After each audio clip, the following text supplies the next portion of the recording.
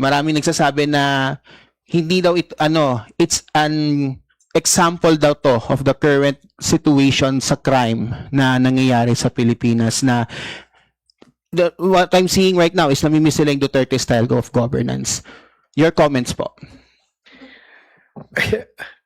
Nagulat ako dun sa sinabi mo.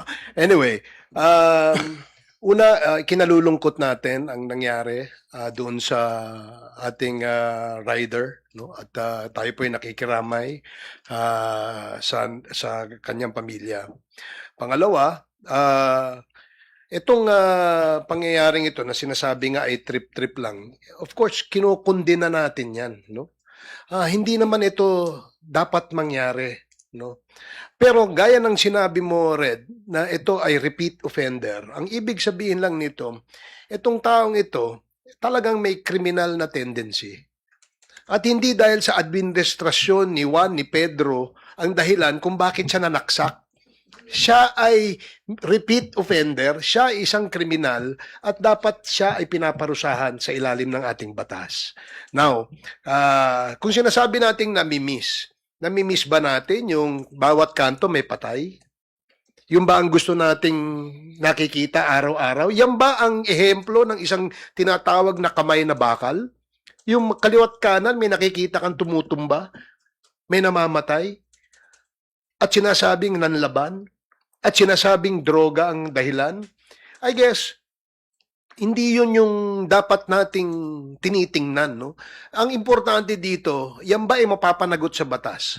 Kung siya ay nahuli at siya ay at merong ebidensya, dapat siyang managot, no? Dapat yan ikulong. Kung maaari nga mabulok sa kulungan, mas maganda, no? Dahil sa kanyang ginawa, hindi niya isinaalang-alang yung pamilya nitong rider na ito, no? Kung sasabihin niyang iyan ay trip-trip lang, mas magandang mag-trip ka sa bilibid, no? Doon mo tingnan kung yung pagiging kriminal mo dapat ba doon sa loob ng bilibid. Again, no, let me say and emphasize na hindi ho ito usapin ng administrasyon. Ito ay usapin ng tendency nitong taong ito na maging na isang kriminal, no? So, 'yun ang sagot ko dun sa tanong mo. Anything to add, Con Terry? Nahirapan lang ako intindihin yung return to a Duterte-style governance, no? Kasi what do we actually mean by that? A return of extrajudicial killings? Yun po ba? Parang that is something that is unacceptable kasi the question on extrajudicial killings is still being litigated at The Hague today. Hindi ba? At okay siguro yun as a Facebook post, no, na parang ubusin lahat yan. Pero we will go back to the most basic point. If it comes to your doorstep, inosente yung kapatid mo, asawa mo, mahal mo sa buhay, subjected to extrajudicial killings. We just have to go back to Kian de los Santos. Hindi ba? Is that the governance that we actually want? Lives lost. Hindi ba? Childhoods lost. Tingin ko, that is something that is cute on a Facebook post. Pero in real terms, parang I don't think that is a life that we would want to see again. Can I add something quickly? Siguro dahil dito sa mga ganitong karahasan, mas lalong importante na dapat tayo as a nation, as a society, pakita natin na we reject that, no? Na hindi katanggap-tanggap sa atin ang mga pag-uugali ng karahasan, ng pagmumura, no? Ng walang habas sa mga hindi lang kahit sa kaninong tao, but all the more dun sa head of state natin, sa presidente natin, no? At pagtangkaan ng buhay niya at again, no, anunsyo pa natin sa buong mundo na meron ka ng napakaliwanag, no, na agreement, kasunduan sa isang mamatay tao na patay ng presidente. Dapat all the more, no, pakita natin, hindi yan acceptable sa atin, yung ganyang klase. All right. Thank you, Red. Tina, your turn. Patanong lang po.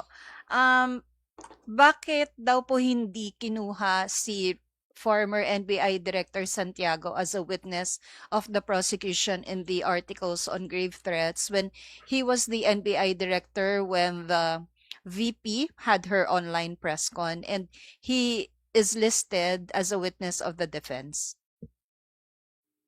Ang totoo naman ho, pwede ho siya sanang i-consider na witness ng prosecution. Pero yung po kasi talagang merong most direct participation po dito sa investigasyon on threats was Agent Kalilong and Attorney Lotok. No? So, tingin ko sila naman ho yung pinakamahalaga. And syempre, as NBI Director, meron siyang general oversight over all of the activities, which is something that Director Matibag can actually undertake as well. Kasi our understanding, nung pong nagkaroon po ng palitan, lahat po ng reporting, not just on the threats, no, kundi the entirety of the bureaucracy of NBI had been transferred to Attorney Matibag completely. No? So, there's no reason for that. It's really na yung pinaka may direct contact naman po talaga on the threats matter would be the rank and file agents, yung pong division chief, no? At ngayon nga syempre, kung ano ho yung continuing updates, no, on the threats in general, it is something that Attorney Matibag can actually undertake. As you've pointed out, it's the defense who listed him as one of their witnesses. And of course, they're free to do so when it's their turn to present evidence. Kaya nga ho, ang sa ngayon, hintayin ho natin yung magiging mahalagang testimonya ni NBI Director Melvin Matibag at masasagot ho yan yung katanungan bakit siya yung pinili naming paupuin as testigo.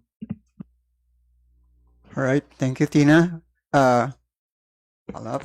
Pwede follow up lang po. Kasi recently meron pong statement po itong si Director Santiago na yun nga raw pong Operation Romanov, yung plot daw po supposedly to eliminate the Marcos family and not the vice president. So, hindi po kaya maganda rin na naisa lang siya doon or yun nga, o doon na po talaga tayo napunta sa pag tukay kay Matibag na po, continuing director.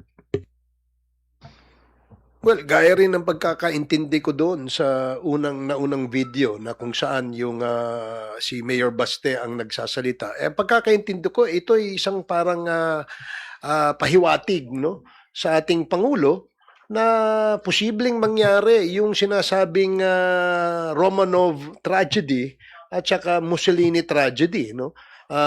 Kung hindi daw babaguhin yung kanyang direksyon na tinatahak. So I guess I subscribe to the logic presented by Director Santiago in saying that this is actually a threat, no, to the first family.